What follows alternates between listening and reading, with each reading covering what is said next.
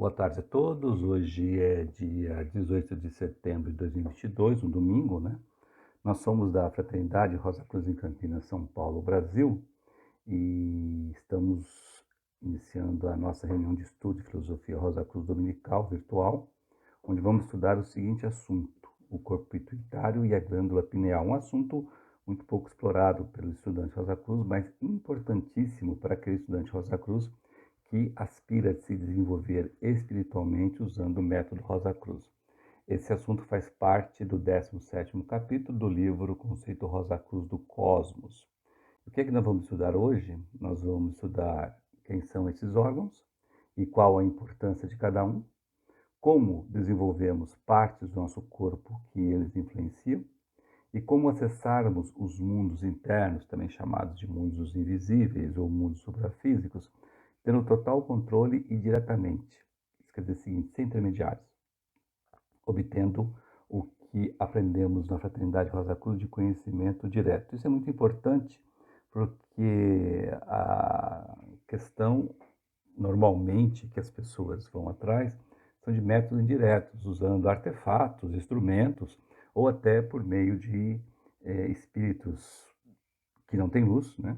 E que incorporam para dizer o que está acontecendo do lado de lá e etc e tal, né? O qual a Fraternidade Rosa Cruz desaconselha ardorosamente. Então vamos ver como isso se desenvolve na Fraternidade Rosa Cruz e para que criemos um ambiente com vibrações elevadas que ajude a gente a entender e estudar esse assunto, vamos rezar a oração do estudante Rosa Cruz.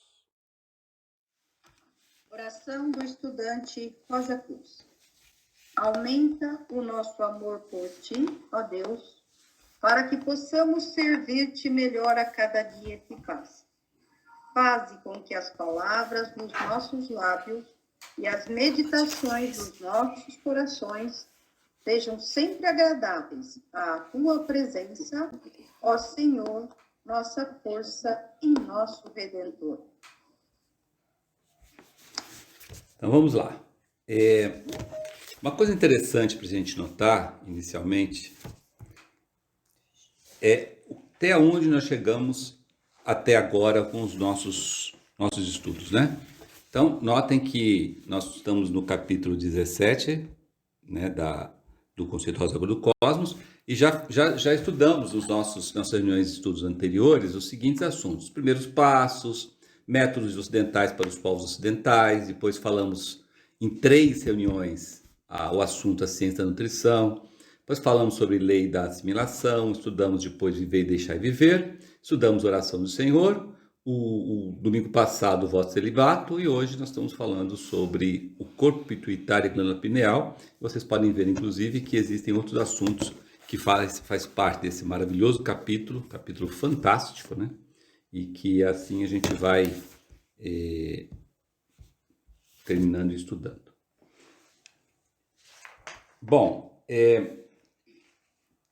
primeira perguntinha para a gente esquentar aí os nossos cérebros. Onde estão localizadas as glândulas pineal e pituitária no seu corpo denso? Na ponta do dedo, no fio do cabelo, aonde? Na cabeça. Exatamente. As duas glândulas estão na região da nossa cabeça. Isso é importante saber. E pasmem, tem muita gente que não sabe, tá? A gente fala brincando, mas que muita gente primeiro que nem sabe que existe, né? Então, se não sabe que existe, não sabe onde está. Bom, vamos começar com uma introdução sobre esse importantíssimo assunto. Todos nós temos 7 glândulas endócrinas que interessam para o desenvolvimento espiritual. Lembrando que a ciência admite outras glândulas endócrinas além dessas 7, mas o que interessa para o desenvolvimento espiritual são 7 glândulas. Vamos aos nomes delas, tá? Primeiro é o baço, tá aí no desenho bonitinho. Nós temos 2 glândulas chamadas suprarrenais, pelo próprio nome diz, fica em cima dos rins. Uma outra glândula chamada timo, uma outra glândula chamada tiroide ou tireoide, os 2 nomes estão certos, tá? E as duas que vamos estudar hoje, que é o corpo pituitário, que também você pode vê por aí com o nome de glândula pituitária, ou ainda, como a ciência gosta de chamar, de hipófise. Tá? E a outra é a pineal, que também é chamada de epífise cerebral, ou ainda conarium. Né? Então são nomes aí que você pode ouvir por aí ou ler por aí, significa que são as mesmas coisas. Tá? Vamos definir o que é uma glândula endócrina e que difere de um outro tipo de glândulas que chamam glândulas exócrinas. Tá?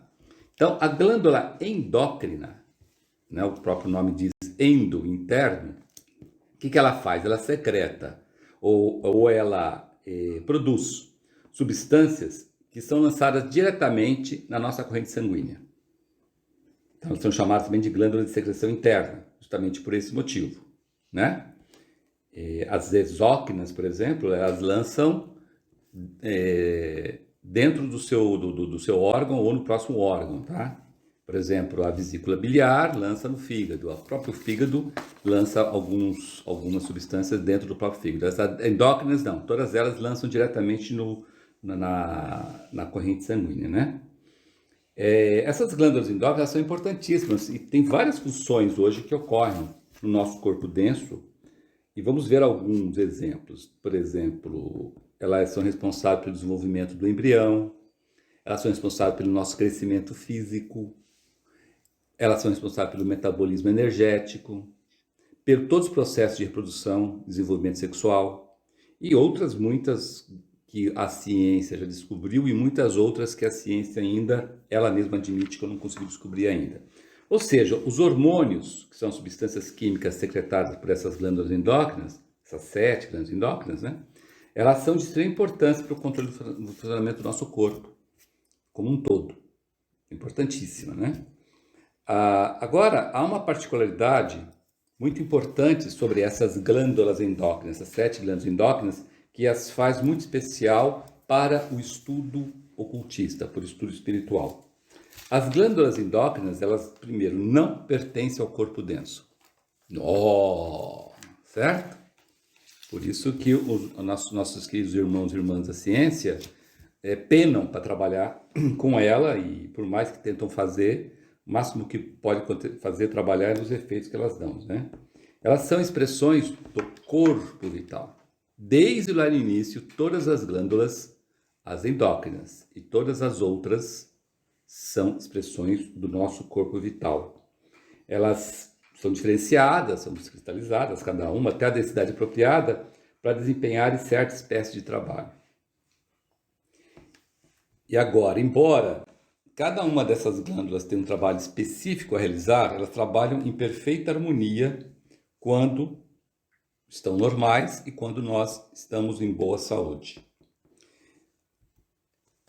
Essas 7 glândulas endócrinas têm um interesse particular para o estudante Rosa Cruz, porque podem ser chamadas, em certo sentido, as 7 rosas na cruz do corpo, e por estarem intimamente relacionadas com o nosso desenvolvimento oculto, nosso desenvolvimento espiritual, né? Quem sabe um dia a gente faz aí um estudo sobre essas 7 rosas que desabrocham no nosso corpo, e cada uma, quando desabrocha e quando desabrocha, o que acontece, né? Seria um estudo muito interessante, hein? As suprarrenais, o baço e a glândula timo, elas pertencem à personalidade, ou seja, àquilo que criamos a cada renascimento aqui. Então elas influenciam basicamente naquilo que nós escolhemos de como viver em cada renascimento, em cada vida. Já o corpo pituitário e a pineal, elas se relacionam com o lado espiritual da nossa natureza, ou seja, elas se relacionam com a nossa individualidade, que é eterna e que está sempre aumentando em consciência, né? Então, a nossa individualidade, ela é acumulativa, ela não troca de vida em vida, diferente da personalidade, como nós estudamos lá em reuniões passadas, né? Agora, o que faz a tireoide? A tireoide é o elo entre os dois grupos, é o balanço entre os dois grupos. Então, ora você atende mais a personalidade, ora você atende mais a individualidade. Se você escolheu nessa vida atender mais a individualidade e teima em atender a personalidade, vai dar problema na sua tireoide. E a gente sabe que muita gente tem problema na tireoide e a gente sabe quais são os efeitos desse problema, pelo menos alguns, né? Agora vamos detalhar um pouquinho as duas glândulas que são objetos do nosso estudo e que estão relacionadas com a nossa individualidade, como foi falado, né? Corpo pituitário, também chamado de glândula pituitária ou hipófise, e a glândula pineal, também chamada de epífise cerebral ou ainda conário, né? As duas, elas estão localizadas, como vocês bem responderam, na cabeça, na região cerebral. Ambas são diminutas e tem menor de que 1 centímetro, né? E tem muito pouco peso, menor de que meio grama. Elas secretam ou produzem vários tipos de hormônios importantíssimos para o funcionamento do nosso corpo denso. A glândula pineal ou corpo pituitário, ela secreta hormônios, por exemplo, para o bom funcionamento da nossa pele, da glândula endócrina suprarrenal, dos nossos ossos, dos nossos músculos, da glândula endócrina tireoide, dos testículos, do ovário, dos rins, das glândulas mamárias e de muitas outras partes do nosso corpo. Já a glândula pineal, ela secreta um importantíssimo hormônio chamado melatonina, que é fundamental para o nosso corpo em várias ações, algumas já descobertas pela ciência como anti-inflamatória, antitumoral, antioxidante, nas células imunológicas, além de regular um negócio muito interessante que chama-se ritmo circadiano. O que é o ritmo circadiano? É aquele ritmo biológico que opera em cada ciclo de 24 horas, que nos faz dormir, nos faz acordar, nos faz estar bem disposto ou mal disposto, etc e tal, né? Esse é um hormônio muito poderoso. Agora vamos detalhar um pouquinho a glândula pituitária, também chamado corpo pituitário ou hipófise. Eu estou sempre repetindo essas 3 palavras para a gente nunca esquecer, porque a gente sempre lembra de uma, esquece das outras, depois, na hora que vai estudar, esquece, né? Repare então que ela fica bem no meio da cabeça. Olha só, o desenho mostra que ela fica bem no meio da cabeça, porque quando você faz o desenho de lado, fica parecendo que ela fica perto da pele, etc e tal. Não, ela está bem no meio da nossa cabeça aí, ó. O desenho mostra, né? Esse desenho também mostra, fica clarinho aqui. Ela possui aproximadamente 1 centímetro de diâmetro, ou seja, tem o tamanho mais ou menos de uma ervilha, e pesa entre meio grama a 1 grama, meio grama no homem e mais 1 grama na mulher, ou seja, as mulheres são mais pesadas, né? O corpo pituitário recebeu esse nome porque a ciência médica lá no início, quando descobriu que existia esse negócio aí, eles achavam que esse negócio fabricava uma tal de pituita, ou seja, daí que saía o muco nasal. Olha só que interessante, né? No início achava que o muco nasal, o nosso catarro, ou o nome que o vale do nosso nariz, saía dessa glândula. Vê a importância que deu no início, a importância de catarro, né? Mas é assim mesmo. Atualmente, logicamente, essa ideia foi abandonada, mas o nome ficou, né? Isso é muito interessante. Então, vocês veem aqui pelo desenho que a glândula pineal, localização bem correta, própria dela, né? Desculpa, a glândula pituitária é muito própria, a hipófise aqui, ela está muito próxima do hipotálamo, ela tem uma ligação muito forte com o hipotálamo, que é uma outra glândula também da endócrina, mas que não tem interesse para a parte espiritual, né? Você vê que ela fica bem no meião, no final da medula espinhal, né? Já entrando aqui no encéfalo, né? O desenho dela aqui está bem clarinho para a gente identificá-la o dia que nós precisarmos identificar. Agora vamos falar um pouquinho da glândula pineal, conhecida como epífise cerebral ou também corâneo. Repare também que ela fica no meio da nossa cabeça, em outra posição, né? Dá para perceber no desenho, se vocês observarem bem, quando ele vira, que na pontinha aqui do seu lado aqui esquerdo agora, você tem a glândula pituitária e a vermelhinha a glândula pineal, para vocês terem uma ideia da separação das duas, né?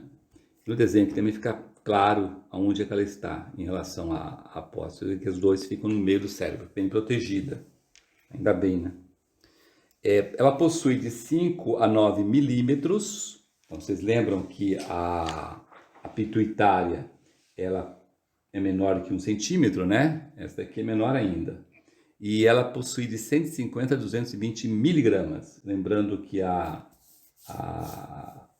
pineal lá, ela possui de meio a 1 grama. A pituitária de meio a 1 grama, né? E a pineal é menor ainda, é mais leve ainda, 150 a 220 miligramas, né? Isso é importante. Ela tem uma forma de uma pinha, né? Daí o seu nome, por isso que chama pineal, porque quando descobriram, lembraram de uma pinha, não sabia que nome punha, põe pineal e acabou, tá bem? Assim mesmo que o pessoal faz, né? Coloca os nomes pela aparência, muitas vezes, né? E aqui está a posição dela e ela já bem detalhada aí, né? Então vocês veem aqui, nós temos a hipófise, a glândula pituitária aqui embaixo, né? Escrito ali, e a pineal mais para dentro do nosso cérebro, né? Pequenininha de tudo lá. Perguntinha. Como a ciência chama a glândula pineal incorretamente, tá? Mas como é que ela chama? Isso que é o terceiro olho? Exatamente. Terceiro olho.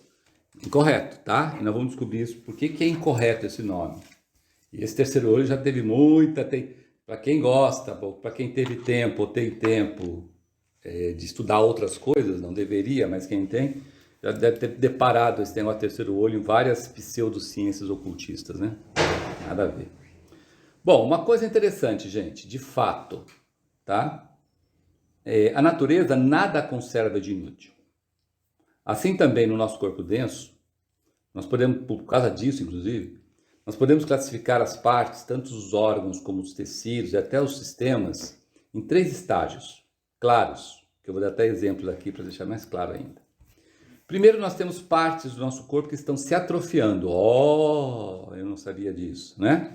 E essas partes estão atrofiando, elas nada mais, nada menos são do que marcos milenários no caminho seguido por nós, desde lá do período Saturno até o nosso estado atual de desenvolvimento.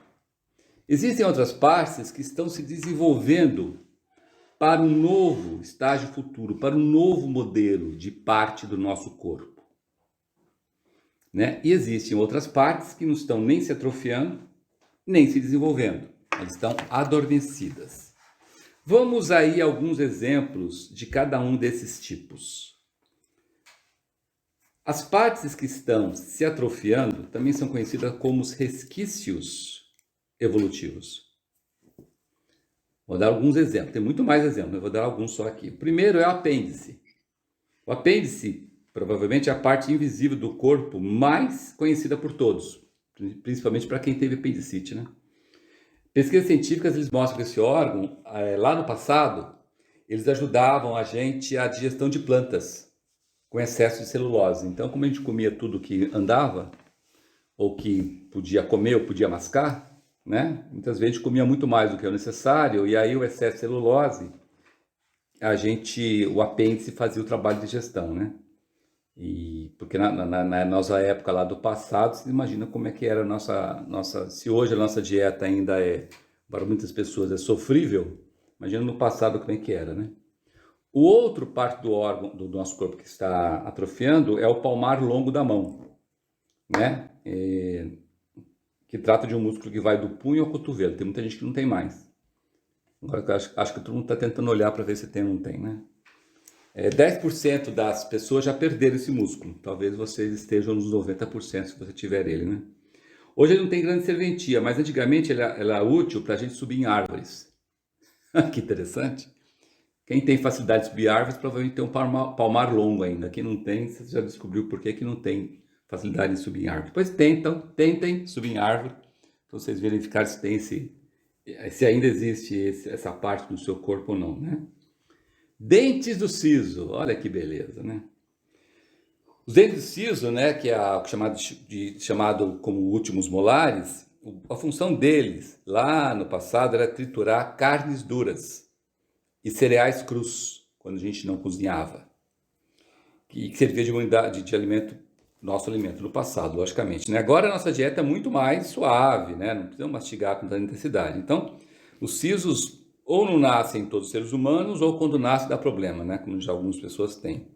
Em alguns casos, esse caso é um problema, gera dor, atrapalha até a estética dentária, né? Porque vai empurrando os outros dentes, e muitos profissionais de saúde, dentistas, odontólogos, recomendam a extração dos últimos molares, né? Muitos de nós já extraímos esses molares, que são os sisos, estão atrofiando.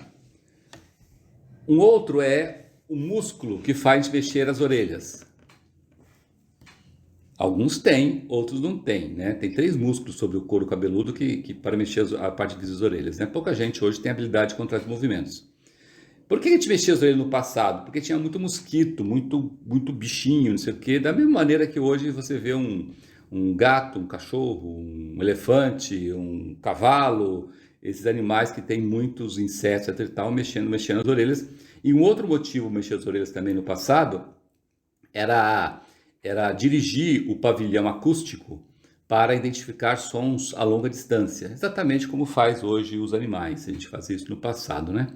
Então agora não precisa mais esse tipo de coisa, não precisamos mais para detectar sons, seja sons que antigamente afastavam os predadores ou que indicavam que estavam as presas para a gente caçar e comer. Faz tempo, né? Deveria. A outra parte do corpo é a famosa terceira pálpebra. Tem uma setinha indicando aí, essa pelinha que fica em volta, uma dobrinha de pele hoje, que é situada bem no cantinho do olho, né? Antigamente, servia para a gente proteger e manter os olhos úmidos e livres de resíduos. Se você for ver, tem muitos animais que ainda têm essa terceira pálpebra, tá? As aves, os répteis, até certos mamíferos existe a terceira pálpebra. No homem, isso daqui ficou cada vez menos necessária e a gente tem controle sobre ela, ela está cada vez mais atrofiando, né?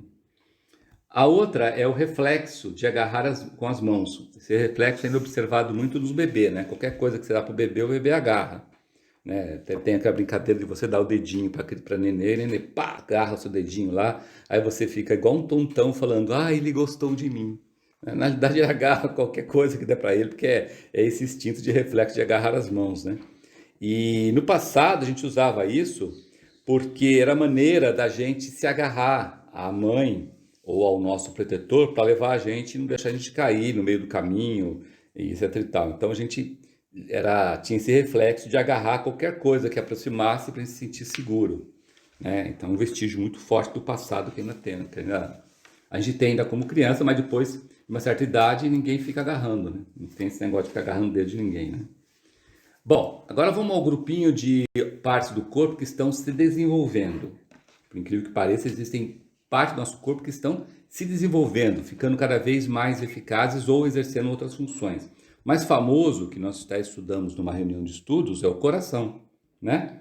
O coração, ele está se tornando o quê? De músculo involuntário, está passando para ser músculo voluntário. O outro é o cérebro. Nosso cérebro já foi gigante, foi grandão, foi pequeno para Dedéu no passado.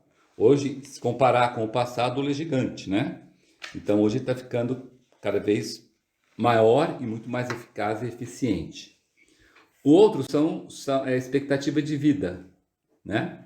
Então, antigamente a gente vivia muito menos, vivia 40 anos, depois passamos para 50. Nos últimos 60 anos, por exemplo, a expectativa de vida aumentou em 20 anos. Como o baluarte da evolução é aqui, nós já aprendemos na Fraternidade Rosa Cruz, que quanto mais conseguimos viver aqui, melhor.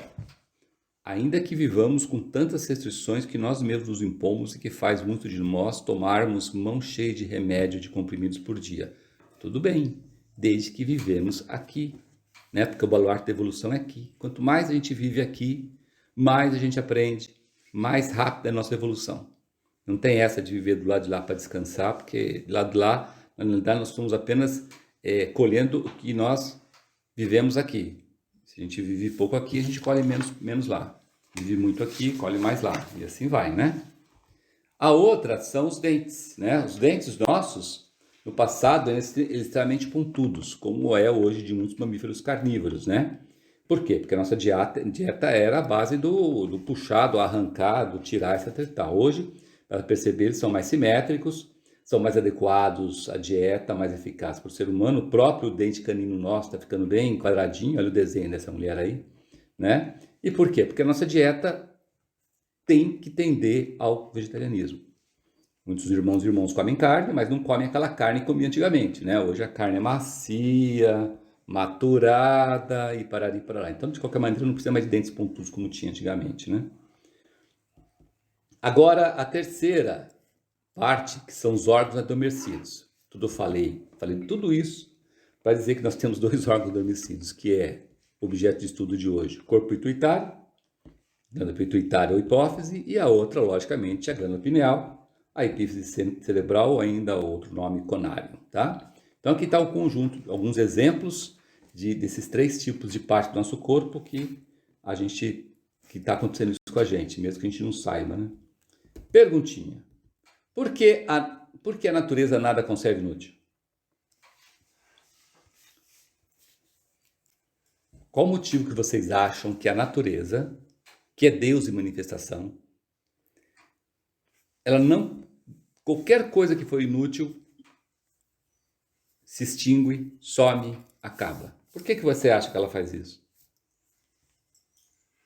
Porque as coisas ou se desenvolvem ou atrofia, né? Se não está usando, Então, mas por que ela faz? Tem um motivo claro que ela faz isso, que é um motivo que nós não temos. Qual é? Se fosse a atividade, né? A essência da vida é a atividade. Se a gente não seguir, não fizer ativa, né? Ela vai atrofiar. Exatamente, vai atrofiar e vai sumir, exatamente. E ela faz isso, gente, e faz isso com maestria, porque a natureza ela é perfeita. A gente tem que aprender muito com ela, porque o que não serve mais, o que não é mais preciso, o que não tem mais serventia, o que já cumpriu o que se precisava, volta para a economia da natureza. Isso é uma regra, isso é uma lei que a gente devia colocar na nossa vida. Muitos de nós são apegados a várias coisas que não servem mais. São apegados a coisas mesmo. Tem gente que está apegada a coisas do passado, peças, partes, lembranças, tudo, entendeu? Que vai corroendo a pessoa, porque vai pesando, né? Então, dá uma olhada nessa frase, natureza nada conserva inútil, e tenta aplicar isso na sua vida, para ver se você não está conservando muita coisa inútil na sua vida. Né? Tem muita gente que tem até uma doença, né? Que são aqueles acumuladores. Sim. Que vira e mexe a gente vê na televisão, né? Então, que não sejamos nem isso, muito menos do que isso, né? Então deixa a coisa, larga a mão, não se apegue, né? A natureza não é apegada a nada, não serve, tchau, não quero mais, descarto. Ah, mas eu vou sentir falta, não vai, mas se eu precisar, vai ter de novo. Certo? Pode ter certeza. Vai ter de novo se precisar. Se não precisar, fique mais leve. Quanto mais leve você ficar, mais rápido você caminha espiritualmente. Quanto mais pesado você ficar, mais difícil é a sua espiritualidade, portanto, a sua própria vida, né? Isso é importante, importante. Bom, vamos ver agora no passado remoto, que nós tínhamos, no momento, lá no passado, nós também já estudamos essa parte, né? Que nós tínhamos o contato com o mundo externo, muito incipiente. Ou seja, o contato era quase inexistente. Nós tínhamos um corpo denso, nós já estávamos aqui na região química do mundo físico, só que a gente não fazia a mínima ideia do que estavam aqui, né? Nosso contato era muito mais intenso, ou seja, nosso dia a dia era muito mais intenso com os mundos internos, né? Ou com os mundos invisíveis, ou seja, com a região etérica do mundo físico, com o mundo do desejo, a região concreta do mundo do pensamento e a região abstrata do mundo do pensamento. Então, o contato era muito mais intenso do que hoje é, né? Hoje o nosso contato é muito mais intenso na região química do mundo físico. É tão intenso que muitas pessoas acham que só existe a região química do mundo físico, não existe mais nada, né? E a gente chama essa região química do mundo físico de mundo visível, porque a gente enxerga com os olhos físicos, né? Naquela época, naquele momento, naquele passado remoto, nós víamos a consciência voltada para os mundos, nós tínhamos a consciência voltada, né, para os mundos invisíveis, né? Ou seja, os mundos internos, que a gente chama, né? Para cada um desses mundos internos que eu coloquei aqui. Nós vimos tudo que existe em cada um desses mundos. Nós funcionávamos nele, como nós funcionamos atualmente aqui, né? O cotidiano nosso era trabalhar com as pessoas, com os seres que estavam naqueles mundos. Normal, natural, sem nenhum pavor e sem nenhum receio. Hoje, se alguém vê um anjo, deve cair duro aí, porque primeiro não vai saber que é anjo, segundo, vai achar que é louco. A primeira coisa que procura é um psiquiatra, né? Assim. Bom, mas, no entanto, gente, qual o objetivo? O objetivo, a nossa missão, dada por Deus, quando nos criou, lá no longínquo início desse esquema de evolução, quando ainda nós estávamos no nosso mundo, que é o mundo dos espíritos virginais. Então, qual era essa missão? É conquistar é aprender a funcionar, é se tornar especialista em material da região química do mundo físico. Foi para isso que Deus nos criou, foi essa a missão que Deus nos deu. E nesse sentido, pasmem, tanto a glândula pineal como o corpo pituitário exercem hoje e exercerão papéis fundamentais nesse sentido. Por isso que é muito importante a gente conhecer essas duas glândulas, que para muitos, né, estão sendo agora apresentados a elas.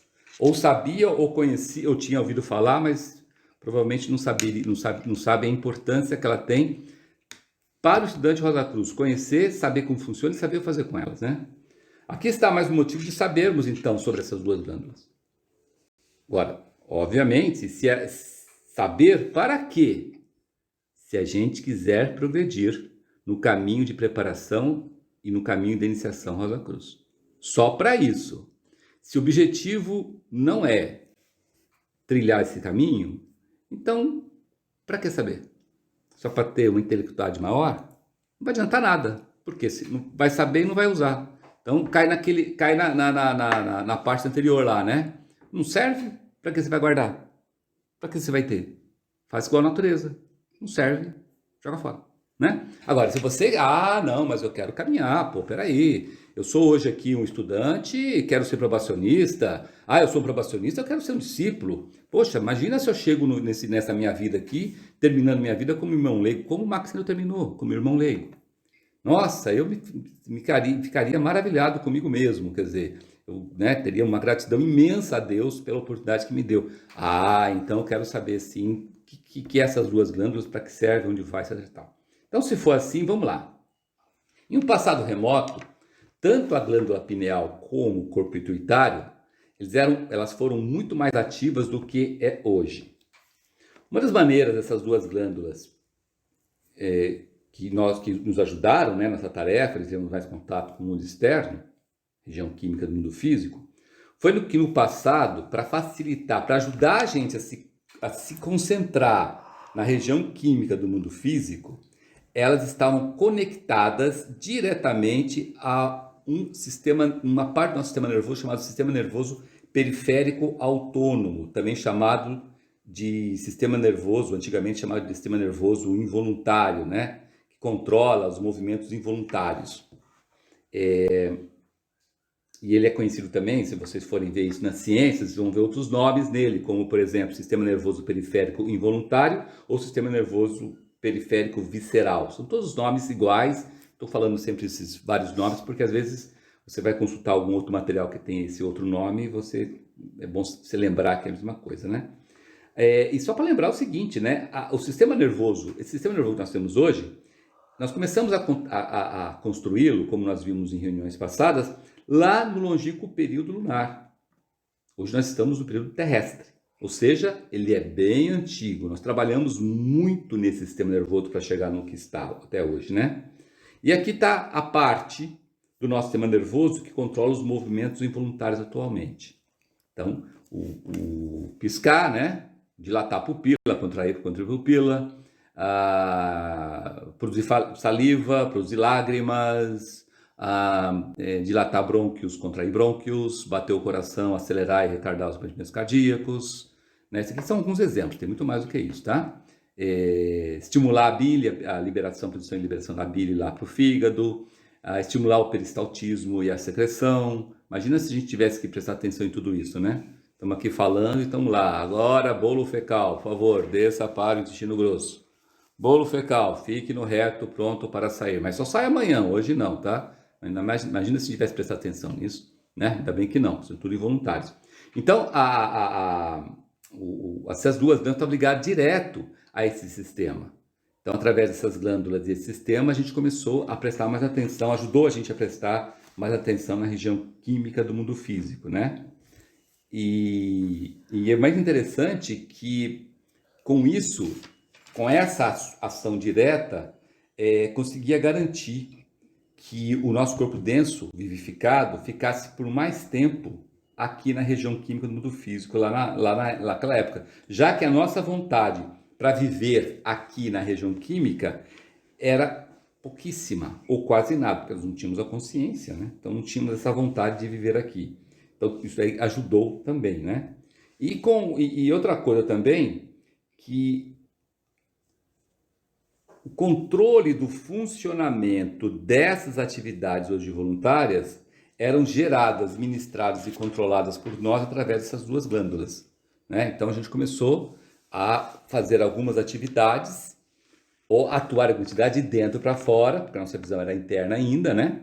Mas que era ajudar, fazer com que a gente ficasse mais tempo aqui. Afinal de contas, para ficar aqui, a gente tem que bater o coração, tem que respirar, né? Tem que estimular a alimentação, a digestão e etc e tal. Tudo isso existia lá de uma forma diferente da de hoje, mas já existia, né?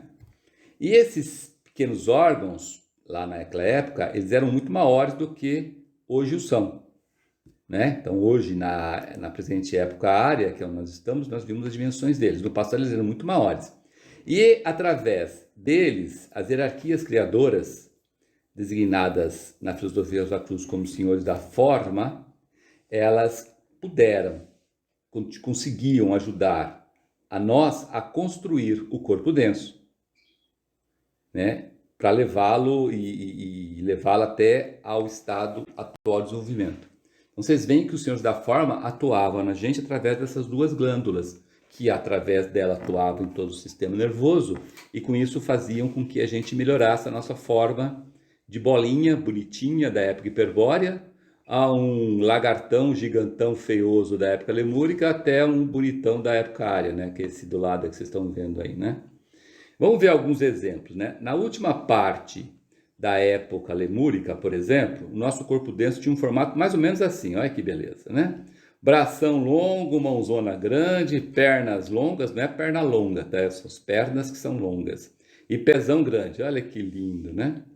Tudo isso era proporcionado pelo trabalho do corpo pituitário, que ajustava o corpo à necessidade. Então você vê que esses braços longos, etc e tal, porque a gente andava pulando de galho em galho, ou pulando de precipício em precipício, ou pulando de buracos em buracos naquela época, né?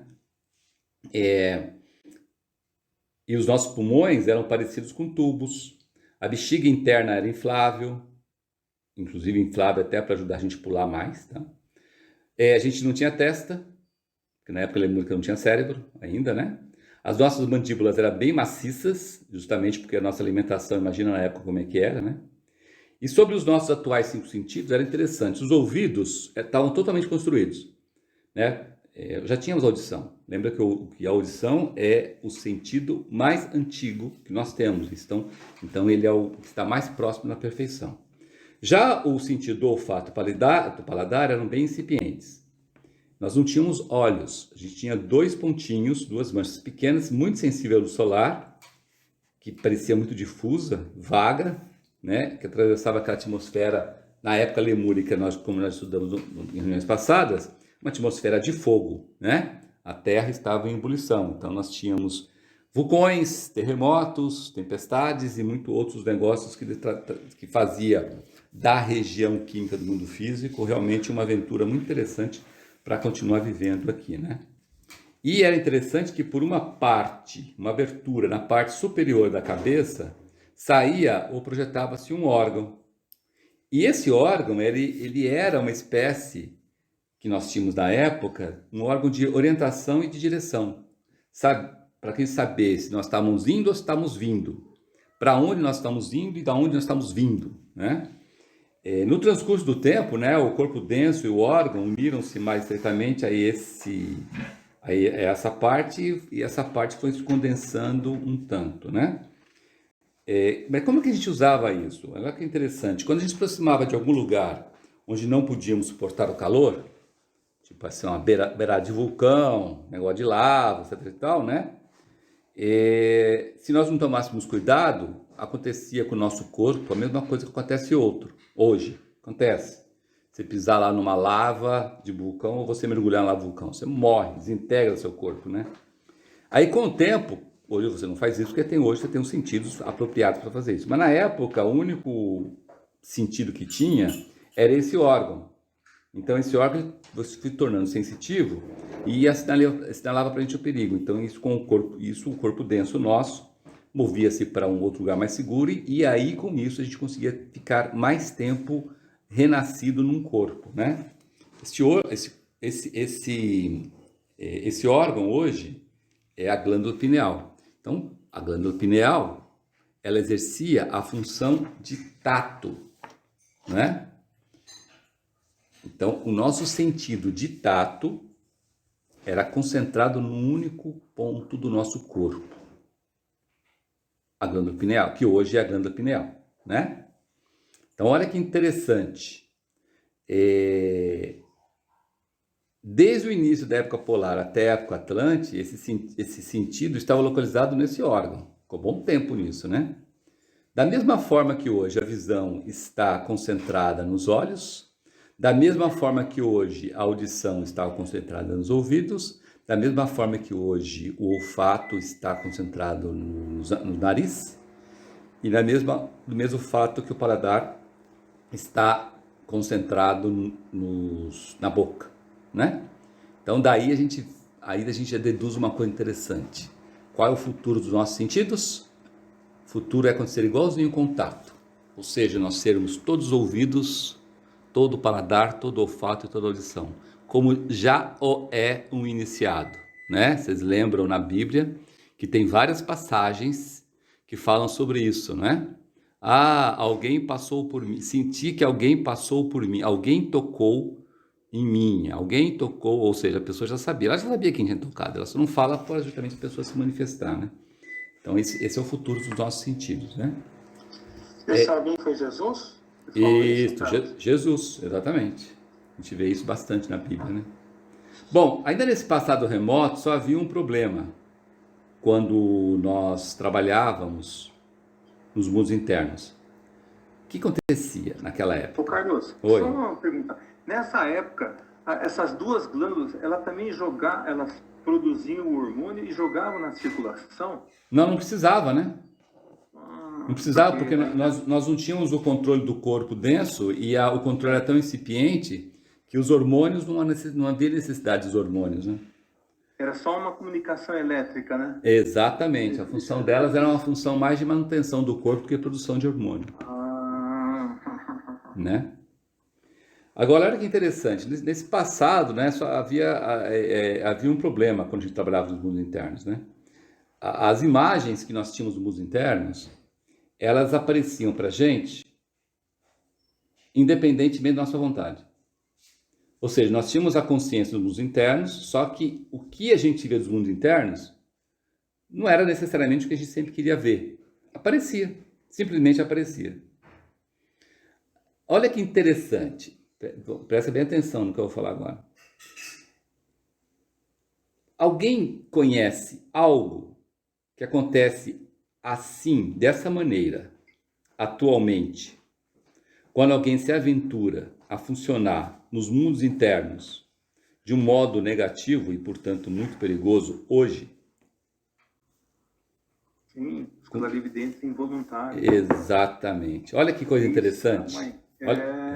Olha que coisa interessante. Da época polar até a segunda fase da época Atlante, todos nós éramos clarividentes involuntários.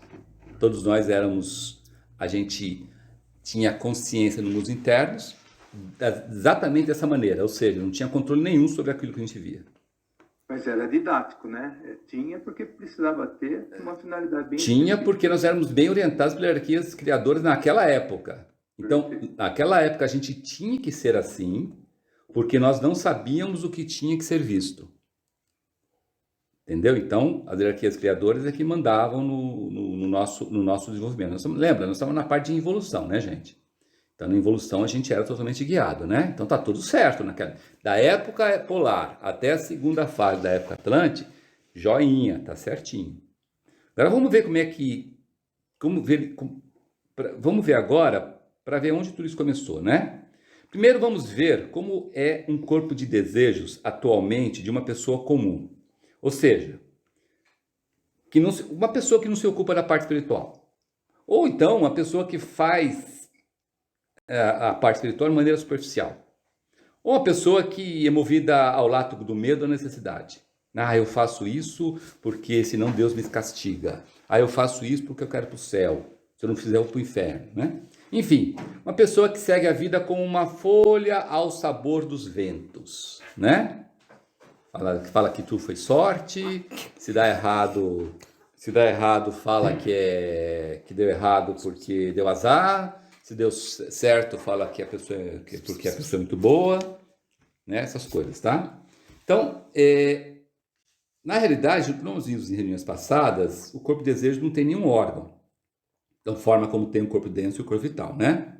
Mas existem no corpo de desejo de cada um de nós uma coisa chamada vórtices, que na realidade a gente intitula como centro de sentidos ou percepção, né?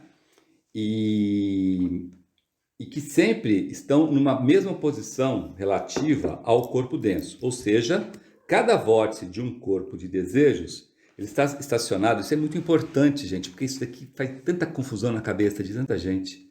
Olha, cada um desses vórtices que estão vendo ali, ele está estacionado, ou seja, está parado na posição referencial a uma parte do corpo denso. Ele não está no corpo denso. Ele está numa posição referencial, entendeu? Por exemplo, os vórtices do joelho, como está escrito ali, esses dois pontinhos, são dois vórtices do joelho. Eles não estão no joelho, eles estão na posição referencial do joelho do corpo denso. Isso é muito importante, porque as pessoas acham que estão no joelho. Ah, então eu perdi o joelho, perdi o vórtice. Não, não tem nada a ver. O vórtice está no corpo de desejos, entendeu? E o joelho está no corpo denso, né? Tem muita gente que fala uma confusão danada, né? Vórtice do fígado. Puxa vida, fiz transplante de fígado, foi embora meu vórtice. Não foi embora seu vórtice. O vórtice está no corpo de desejo seu, ele continua lá, certo? Esse é muito, estou brincando aqui, mas é importantíssimo, que tem pessoas que fazem cada confusão, né? Então, por exemplo, o maior vórtice do nosso querido corpo de desejos, ele está no fígado, na posição referencial do fígado do corpo denso, não dentro do fígado, tá? A grande maioria dos vórtices de um corpo de desejos está na cabeça. Que está só D em 2, na verdade aqui é uma representação esquemática. Tem vórtice para dedéu lá na cabeça nossa, tá? Então a grande maioria dos vórtices estão lá. E outra característica interessante do corpo de desejo de todos nós, né? É que esses vórtices de uma pessoa comum, dessa pessoa que eu falei para vocês, na verdade eles nem são vórtices como estão escritos ali, eles são mais redemoinhos e remoinhos, entendeu? Então, ou seja, ele fica mordendo o rabo sem utilidade nenhuma. Então ele não é nem centro de percepção, nem centro de sentido. Para uma pessoa, como falei para você, uma pessoa normal, uma pessoa comum, uma pessoa que não cuida da parte espiritual.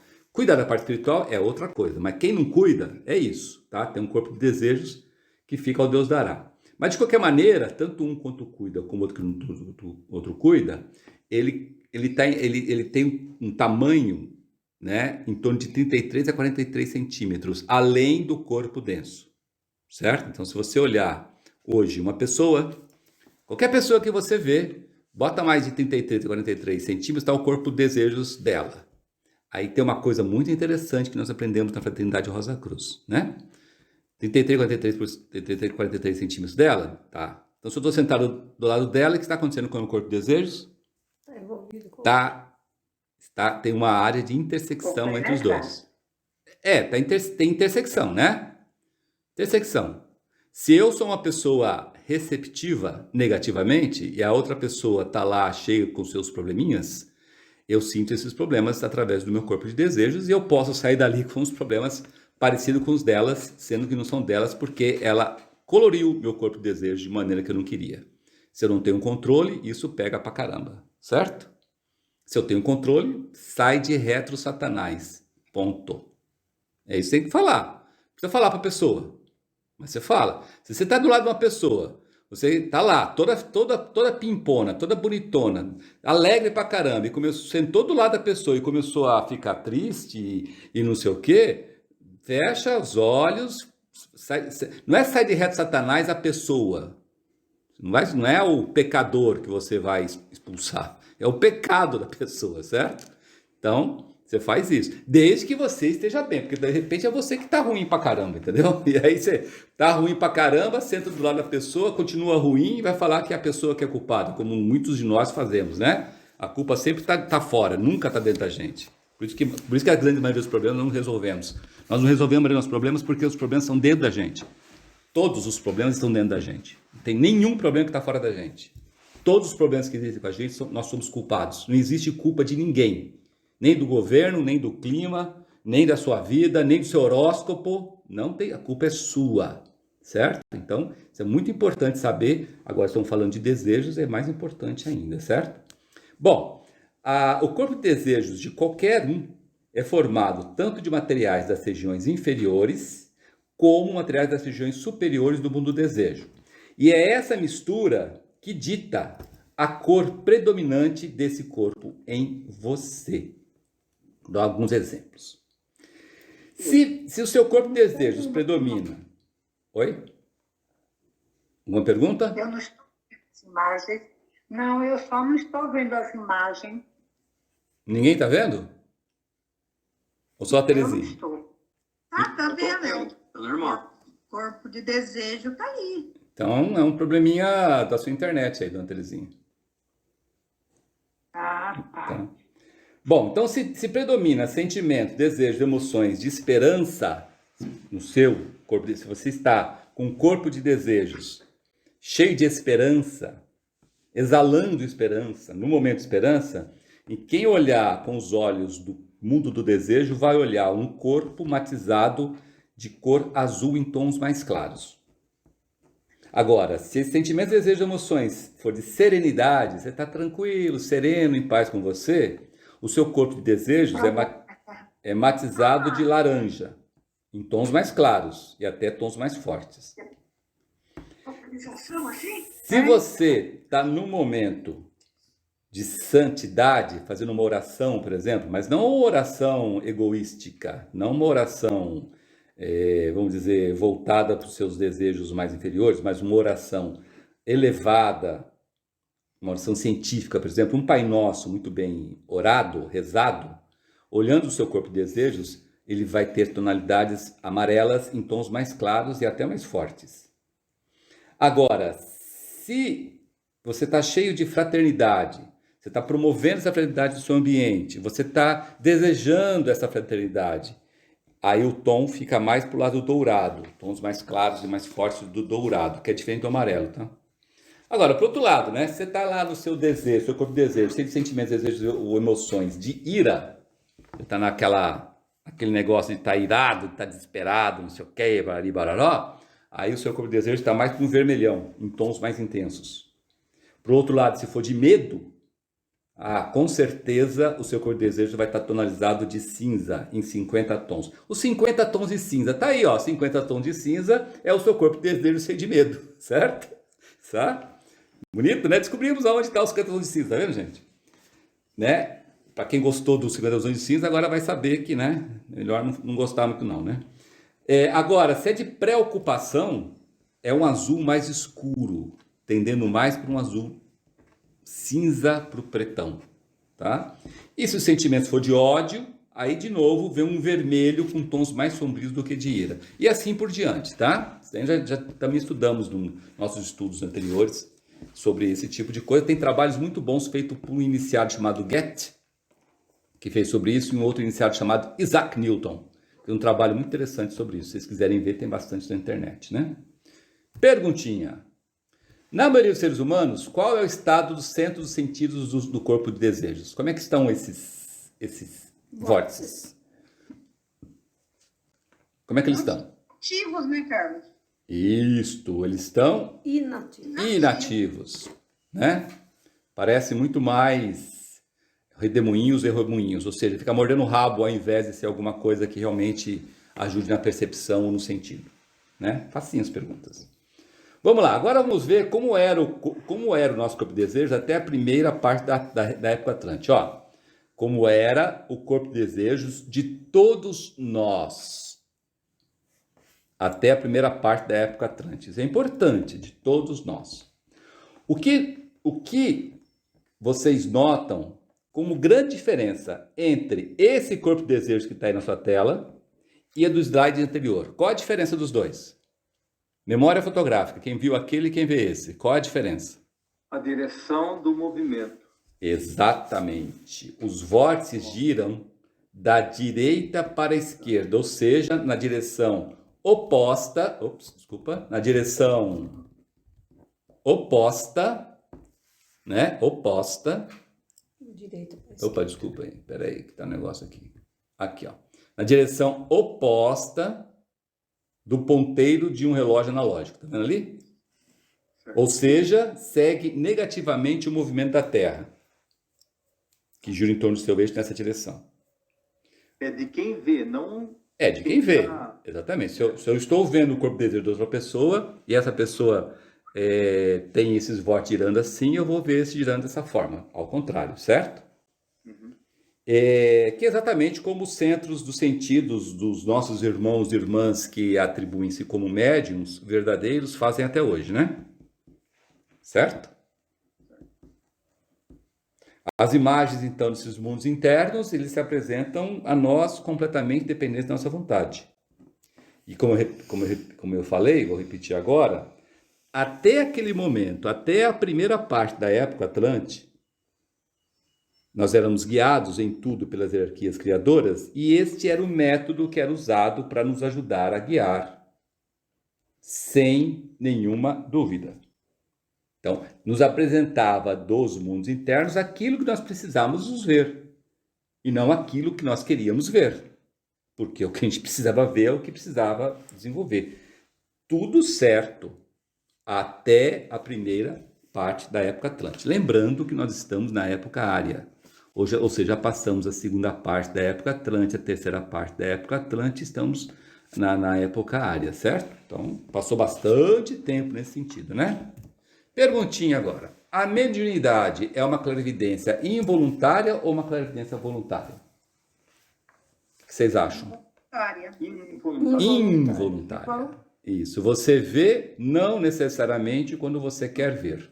Às vezes vê, às vezes não. E ela apresenta, às vezes, falhas, interrupções também, né? Exatamente, por causa disso. Exatamente. Né? Porque você não tem um controle. Isso. Agora, vamos ver como é o corpo de desejo de um clarividente voluntário positivo. Clarividente voluntário positivo começou a aparecer para nós a partir da segunda parte da época Atlante em diante, certo? Porque, lembra, na segunda parte da época Atlante, como nós estudamos no passado, é que a gente obteve o controle da nossa vontade. A gente começou a ter a consciência do livre-arbítrio, quando nós ganhamos o germe da mente, exatamente. Então, a partir deste momento é que nos foi apresentado esse tipo de clarividade, de clarividência, desculpa. Então, o que vocês notam como diferença entre esse corpo de desejos e o corpo de desejos interior?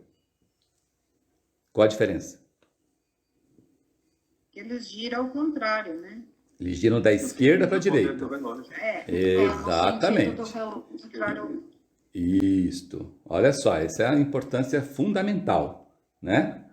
Assim, da segunda parte da época Atlântica até os dias de hoje, o centro dos sentidos ou o centro de percepção do corpo de uma pessoa que se desenvolva como clarividência voluntário giram na direção dos ponteiros de um relógio analógico, do jeito que está aí na coisa, né? Ou seja, o centro de sentidos, o centro de percepções, hoje, de um clarividente voluntário, eles agem como meios de percepção das coisas do mundo do desejo, o que permite ao clarividente voluntário ver e investigar a sua vontade. Ver aquilo que quer ver quando tem o que fazer.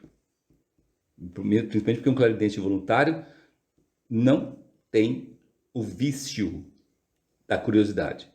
Porque ele tem tanta coisa para fazer, como vou mostrar aí, que não tem essa curiosidade. Então ele vê o que tem que fazer. Ele vê o que ele tem que ver porque ele tem que fazer, entendeu? Ele tem que usar aquele negócio lá, então ele pode ver o que ele quiser, em qualquer lugar do mundo do desejo, tanto das regiões inferiores como das regiões superiores, mas ele vê aquilo que ele precisa só para fazer, né?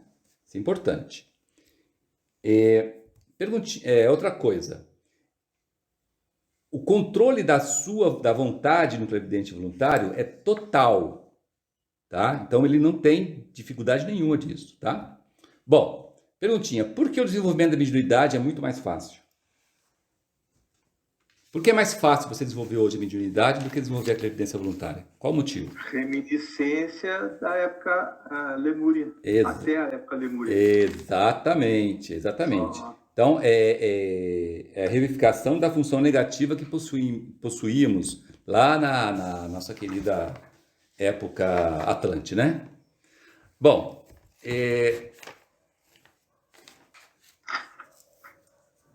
vamos ver agora, como a gente acabei de falar, né? Porque é fácil desenvolver a clarividência voluntária, justamente como nós acabamos de falar, por causa justamente que é uma revivificação da função negativa que possuímos no passado, né? Que porque pelo qual o mundo externo nos refletia de maneira involuntária. Por isso que a gente hoje é muito mais fácil desenvolver, né? Só que tem um problema, né? Hoje, devido às condições evolutivas atuais, onde exige que cada um de nós se desenvolva positivamente, como nos ensinou bem o Cristo, lá na Bíblia, e como nos ensina a Escola Fraternidade Rosa Cruz, os nossos irmãos e irmãs clarividentes involuntários, que desenvolvem essa faculdade, têm uma intermitência dela. O que quer dizer essa intermitência? Essa intermitência é que às vezes vê e outras vezes não vê. E aí, seja nessas horas, né? Quantas e quantas vezes esse irmão, essa irmã cai na tentação e se porta desonestamente, né? Seja por orgulho, seja por incompetência, pasmem, seja até para não perder o freguês. Exemplos desse tipo de comportamento nós temos de um monte, né? Vira e mexe aparece os malucos aí, né? É só a gente usar o exercício do teste da observação que a gente descobre coisas desse tipo. Um monte acontecendo. Né? Charlatão. Exatamente. Agora vamos fazer umas perguntas sobre o clarividente voluntário positivo, que além de ser clarividente voluntário positivo, é um clarividente treinado, né? Então ele é clarividente voluntário positivo e treinado, né? Primeira perguntinha. Clarividente voluntário e treinado, tem férias, folgas, dias para descansar, não fazer nada? Boa essa. Ele tem ou não tem? Não. E por que ele não tem? Não. Ele é uma pessoa idônea, né? Em qualquer momento ele pode olhar nos mundos internos, ver o pensamento e plano das pessoas, né? Ele usa para servir, ajudar. Sim, Isso, exatamente. E ele está sempre pronto, né? Exatamente. Ou seja, ele não tem, porque tem a consciência do que está fazendo aqui. Isso. E como há muito trabalho para ser feito. Ele interna um famoso mantra cristão que chama-se a messe é grande e os operários são poucos. Tá? Isso é interessante. Guarde bem isso aí, porque é uma coisa interessante até para você aplicar na sua vida, né? Se a messe é grande, os operários são poucos e eu quero ser um operário, então vou trabalhar para Dedéu. Então não tem essa de, mesmo não sendo clarividente voluntário, você querer dar um tempo, tirar folga, tirar férias. Vou tirar esse dia para mim, cansei minha beleza, essas coisas todas que a gente ouve falar por aí, né? A gente ouve falar isso muito de estudante. Tem muito estudante que fala assim, vou dar um tempo que eu vou criar meus netos, depois de criar meus netos eu volto. Não, eu vou viajar, vou dar uma volta aí vou viajar e aí eu vou dar um tempo aqui. Não tem isso, gente. Estudante Rosa Cruz não existe isso, não. Tem uma outra coisa também, a quem é muito dado, muito será exigido, né? Exatamente, pena que a gente esquece isso, né? Tem uma outra analogia também, né? Que se aqui a gente, 24 horas do nosso dia, nós somos provados, também dá para entender que temos que estar 24 horas atuante, né? Que não tem folga, né? E sem folga, né? É verdade. 24 horas do dia, né? Sim, sem dúvida alguma. Pressupõe. Todos os dias. É uma analogia, né? Tem muita gente, já vi estudante Rosa Cruz falar que está cansado da Rosa Cruz. Estou cansado. Essa escola é muito difícil. Fazer o quê, né? Bom, vamos lá. Que poder que um clarividente voluntário treinado tem que seria um grande perigo para a sociedade se fosse usado indiscriminadamente? Dentre todos os poderes que tem um desses daí que, se fosse dado para a sociedade, ia fazer um forfé. Qual é? Ele não pode usar para benefício próprio, né? Tudo bem, mas tem um poder dele que, se fosse dado para a sociedade, ia fazer algumas pessoas muito ricas, mas ia fazer uma O poder desgraceira do dele ver à caramba. vontade. Ler o pensamento Ler dos o outros. pensamento, Imagina isso na mão de Ele pode ler os pensamentos De algumas mais pessoas. secretos das pessoas, né? Exatamente. Imagina isso dado para a sociedade. Hein? Nossa. Outra perguntinha. O iniciado, por ter feito um voto de absoluto desprendimento, pode salvar os outros. Mas e assim, ele pode ou não se salvar? Não. Não. Não. Não. Exatamente Nem pelo voto transformar que ele uma fez, pedra né? num grão de pão. Exatamente. E a última perguntinha. O verdadeiro clarividente voluntário e treinado aceita qualquer coisa. Dinheiro, presente, lembrancinha quando ajuda alguém? Não. Por que sim ou por que não? Por que Não. não aceita?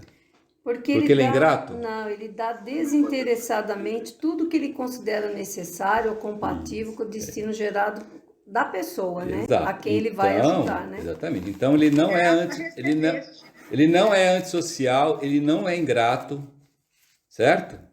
Ele é apenas o que ele disse que sempre será.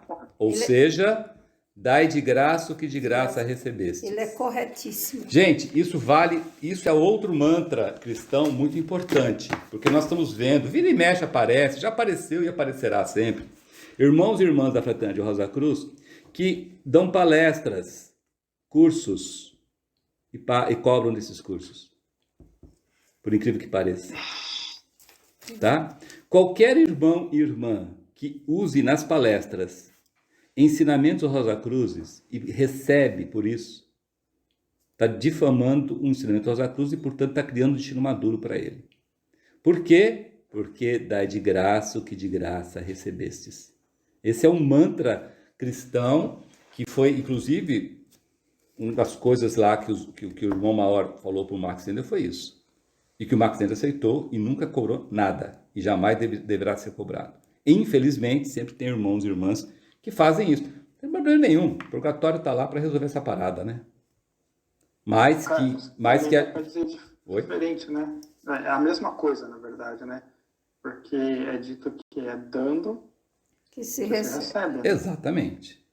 Então, O Carlos, nas empresas que a gente trabalhou, chama desvio de função, né? exatamente. Então, muito cuidado, gente, com as palestras que vocês escutam por aí. Sejam mal educados. Se você for numa palestra, a pessoa começar a querer cobrar, ou cobrar de qualquer maneira, às vezes cobrar do tipo assim, fale bem de mim lá na rede social, dá um joinha lá no negócio, saia, vem embora e não olhe para trás. Tá ok? Aí agora tá Seja muito bem perigoso, firme né? nisso. Tá muito perigoso esse negócio dessas lives, essas Tem coisas que o muitos, pessoal tá tem gravando e jogando aí na internet. Tem muitos, É perigoso tem porque ele tá praticamente se autopromovendo, né? Em cima dos ensinamentos. Exatamente. Dai de graça o que de graça recebesses. Isso. Lembre muito bem disso, tá, gente? Bom, vamos lá. Aproveitamos então para detalharmos. Oi? Agora, simbolicamente, isso é o tal do ouro, né? O ouro não exato. pode fazer parte disso, né? De jeito nenhum. Ele tem o ouro dentro de si, mas esse ouro não pode ser comercializado. É verdade.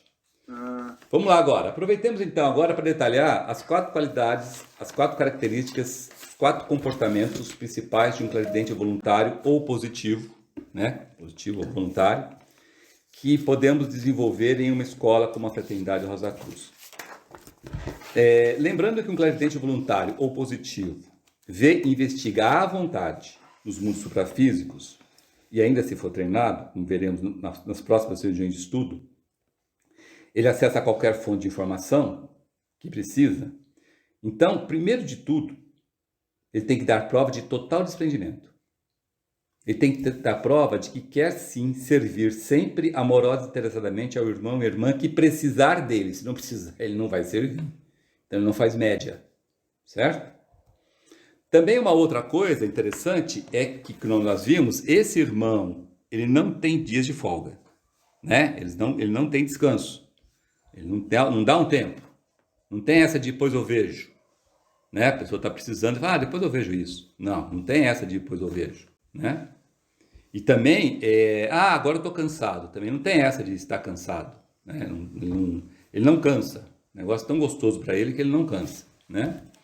Outra coisa legal também é que ele nunca tem interesses individuais quando emprega o seu poder. Ele jamais vai se colocar no interesse dele individual.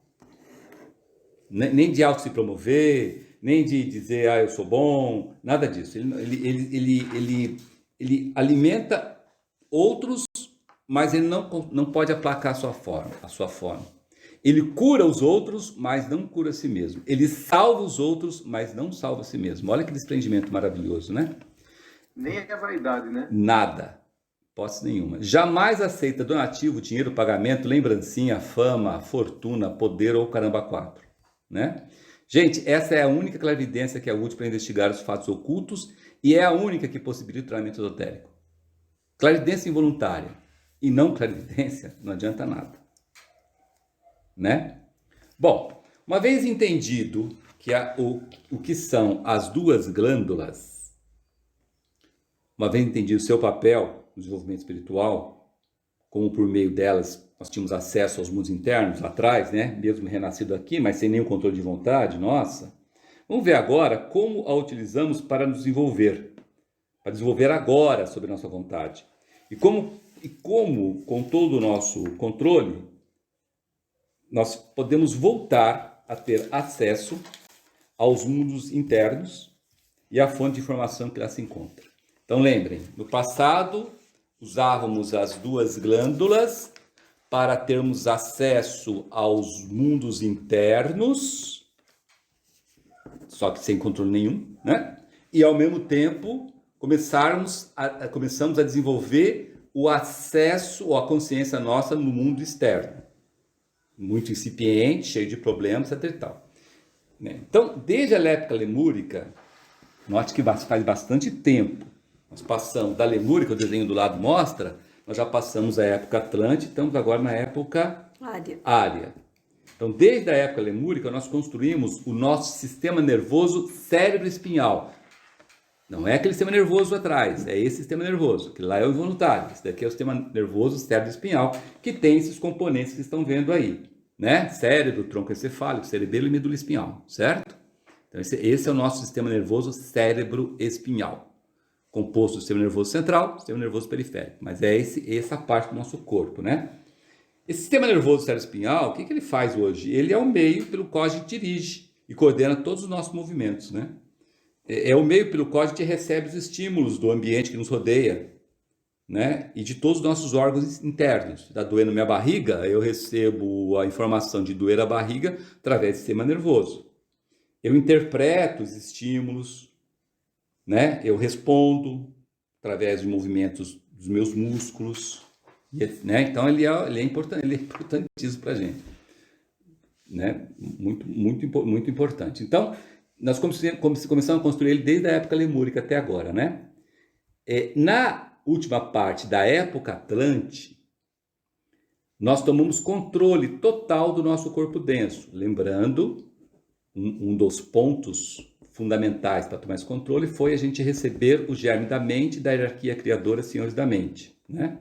Então, a partir da última parte da época Atlante, nós tomamos total controle do nosso corpo denso quando renascido aqui na região química do fígado. Então, toda vez que a gente renascia aqui, a partir da última parte da época Atlante, a gente tinha controle do nosso corpo denso. Isso só foi possível pelo seguinte: há um ponto, olha só que interessante, tínhamos a mente, tinha tudo lá. Só que tem um ponto que, se isso não acontecesse, por mais que nós tivéssemos todo esse aparato, nós não teríamos esse controle. Há um ponto do nosso corpo em que todos nós temos, chamado raiz do nariz. E onde ele se encontra? Ele se encontra entre os arcos supraciliares do nosso rosto. Aí no desenho está mostrado, certo? E mais ou menos a 1,5 cm.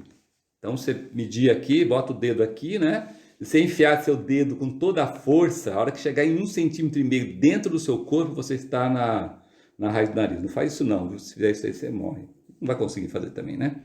Mas aí está a raiz do nariz, certo? Esse ponto é importantíssimo, tanto no corpo denso, como no seu correspondente corpo vital, porque nós sabemos que o corpo denso, né, o corpo vital é formado com tudo que tem no corpo denso e vice-versa, né? Esse ponto, raiz do nariz é o assento do espírito interno do ser humano. Ou seja, é o assento do Santo dos Santos que nós estudamos lá no Tabernáculo do Deserto, né? Ele é fechado para todos, menos para nós, para o dono do corpo, que é o espírito interno, que somos nós, que realmente nós somos, que habita o corpo denso, enquanto renascido aqui. Ninguém tem acesso a esse ponto, nem o irmão maior tem acesso a esse ponto, a não ser o dono do corpo, quando está renascido no corpo, né? Até a última parte da época Atlante, esse ponto importantíssimo do corpo denso, correspondendo ao corpo vital, eles não estavam concêntricos. Estavam mais ou menos assim, tá vendo? Um pouquinho acima. O ponto do corpo vital, da raiz do nariz do corpo vital, está um pouquinho acima do seu correspondente no corpo denso. Algumas consequências que acontecia. Nós, o ego, estávamos parcialmente fora dos nossos corpos. Nós percebíamos muito mais, apesar de ter todo o aparato, ter mente, as glândulas endócrinas e as glândulas todas prontas, controle do nosso corpo e tal, a gente continuava percebendo mais os mundos internos do que o mundo físico, né? As linhas, o que a gente via das pessoas na região química do físico, era alguma coisa esvoaçante. A gente não via direito a forma de nada, nem de pessoas, nem de animais, nada de nada. Mas, em compensação, das pessoas, como a gente tinha muito mais percepção dos mundos internos, quando alguém se aproximava da gente, a gente via exatamente ali a intenção da pessoa. Se a intenção da pessoa era boa, se a intenção da pessoa era má, se aquela pessoa estava com uma intenção de nos ajudar ou de não nos ajudar. Olha que interessante, né? Ô, Carlos. Oi. Esse contexto aí, ele é similar ao que passa hoje com os irmãos menores, os animais? Num certo ponto, sim. Exatamente. Num certo... Sim. Inclusive, os animais enxergam muito mais no mundo do desejo do que no mundo físico, né? Exemplos, por exemplo, é um gato, um cachorro, quando você pensa lá, quando você tem um desejo lá onde você está de ir embora para casa, ele já, na sua casa, ele já, opa... né? Porque ele tem essa percepção. E os animais, eles sabem quando você se aproxima com uma boa intenção ou má intenção, né? Por causa justamente disso. O Glauco lembrou bem. Hoje é muito parecido, com os animais, muito parecido, principalmente os animais mais próximos de nós, os animais domésticos, né? Como nós tínhamos nessa época. Exatamente. Boa, Glauco. Deixou bem mais claro isso, né? Entendeu? Então, nós tínhamos tudo, olha que interessante, tinha tudo isso, mas faltava essa correspondência, né? Agora, por outro lado, a gente tinha essa percepção de não ser enganado, como hoje nós somos muitas vezes com as pessoas que nos aproximam da gente, não é verdade? Né? Ô, Carlos, se isso acontecer por algum motivo conosco hoje em dia, uma desconcentricidade, nós vamos ter alguns comportamentos parecidos. Sem dúvida alguma. A visão vai ser turva, você não vai conseguir andar direito. Que hoje é impossível acontecer, né? Mas se pudesse acontecer... O Max Sainz disse que, né, que quando ele fez o exercício, ele começou a andar no ar, assim. Exato.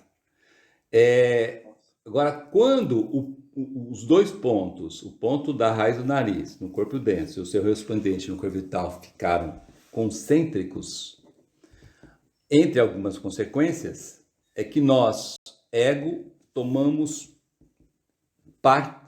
controle de todos os nossos corpos, o corpo vital, o corpo denso, o corpo de desejos, porque concentrizou todo num ponto só, né? Então a gente entrou dentro dos nossos corpos de fato. Nós despertamos totalmente para o mundo físico, na última parte da época Atlante, né? Agora, só que acontece o seguinte, à medida que a gente foi percebendo mais o mundo visível, região química do mundo físico, nós fomos perdendo a consciência nos mundos internos, né? Então ganhamos de um lado, perdemos do outro, mas sempre assim, né? Perguntinha, atualmente, para o estudante Rosa Cruz, o que resta fazer para retomar o contato com os mundos internos, também chamado de mundos invisíveis, também chamado de mundos suprafísicos? O que ele tem que fazer agora para retomar? Não seria realizar os exercícios esotéricos que solicitam? Sim, mas mas os exercícios esotéricos têm um objetivo. Qual o objetivo? Fundamental. Despertar de novo, né? O corpo pituitário e a glândula pineal. Exatamente. Despertar o corpo pituitário e a glândula pineal. Você pode fazer todos os exercícios. Se você não fizer, não focar nisso, não vai adiantar nada. Você vai ser um excelente observador, vai ser um discernidor fantástico, vai fazer uma concentração que, nossa, até o irmão maior bater palma.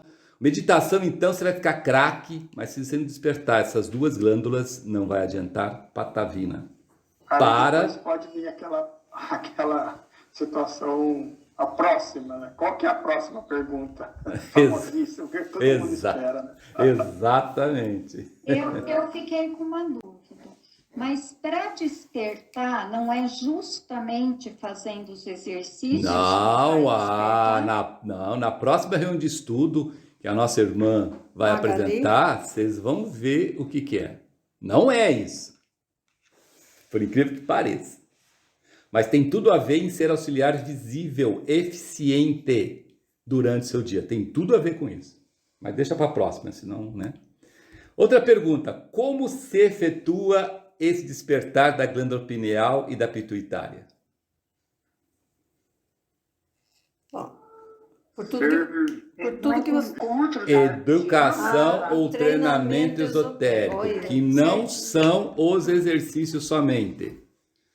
Os exercícios é uma parte da educação e treinamento, mas não é toda. Não é. Precisa trilhar também todos os caminhos, né? Não, nada de trilhar. Não? Não, a nossa querida irmã, semana que vem, vai explicar pra gente, tintim por tintim. Tomara, né? Vamos lá. Vai sim. Então, olha só, gente, desde a última parte da época Atlante até hoje, onde estamos na época área, a conexão entre a glândula pineal e o corpo pituitário e o sistema nervoso cérebro espinhal, como eu mostrei, eles vêm se construindo lentamente e agora está quase completa essa conexão. Certo? Para todos. Para o estudante Rosa Cruz ou para o estudante de uma escola ocultista, já está construído. Para o estudante, tá? Sério. Principalmente de probacionista para cima. Já está construído. Assim, para retornarmos o contato com os mundos internos, resta apenas despertar. Despertar. E somente despertar a glândula pineal e o corpo pituitário. Quando isso for realizado, a gente volta a ter a faculdade de percepção dos mundos invisíveis, dos mundos internos, dos mundos suprafísicos. No entanto, repare, esse despertar está numa escala muito maior do que nós tínhamos no passado. Por quê? Porque estaremos em conexão com o sistema nervoso voluntário, via o sistema nervoso cérebro espinhal, né? Portanto, sob o controle de toda a nossa vontade. Então, nós teremos todas as fontes de conhecimento abertas com o meio de adquirir conhecimento, e essas fontes de conhecimento serão são, para um clarividente, tão óbvias e tão fortes, que o que nós temos hoje, através de internet, de livro, de escola, de qualquer coisa que a gente faça, parece brincadeirinha de criança. Né? Agora, como despertar esses órgãos? O despertar dessas duas glândulas junto ao ponto da raiz do nariz forma a tríade do nosso assento, tríplice espírito, que é o que realmente nós somos hoje, espírito divino, espírito de vida e espírito humano.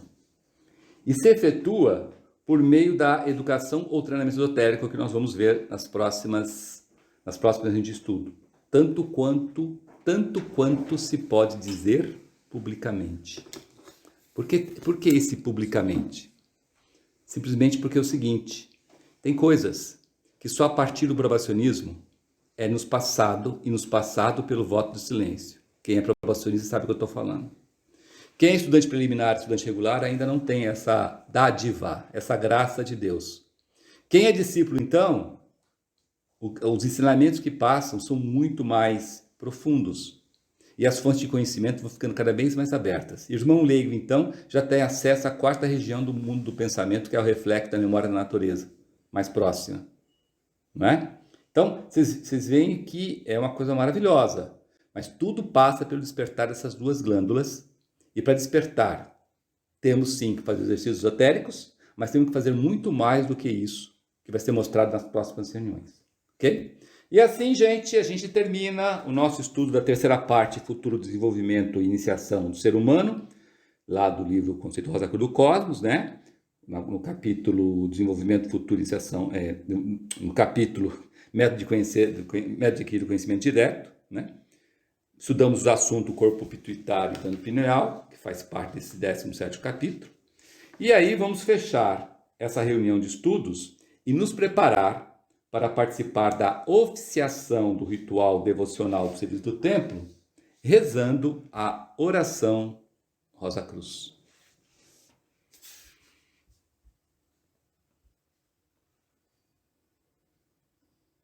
Não te pedimos mais luz, ó Deus, senão olhos para ver a luz que já existe. Não te pedimos canções mais doces, senão ouvidos para ouvir as presentes melodias. Não te pedimos mais força, senão o modo de usar o poder que já possuímos. Não mais amor, senão habilidade para transformar a cólera em ternura. Não mais alegria, senão como sentir mais próxima essa inefável presença, para dar aos outros tudo o que já temos de entusiasmo e de coragem. Não te pedimos mais dons, amado Deus, mas apenas tento para perceber e melhor usar os dons preciosos que já recebemos de ti. Faze que dominemos todos os temores, que conheçamos todas as santas alegrias, para que sejamos os amigos que desejamos ser, para transmitir a verdade que conhecemos, para que amemos a pureza, para que busquemos o bem e com todo o nosso poder possamos elevar todas as almas a fim de que vivam em harmonia e na luz de uma perfeita liberdade. Que as rosas floresçam em vossa cruz. E na vossa também. Na vossa também.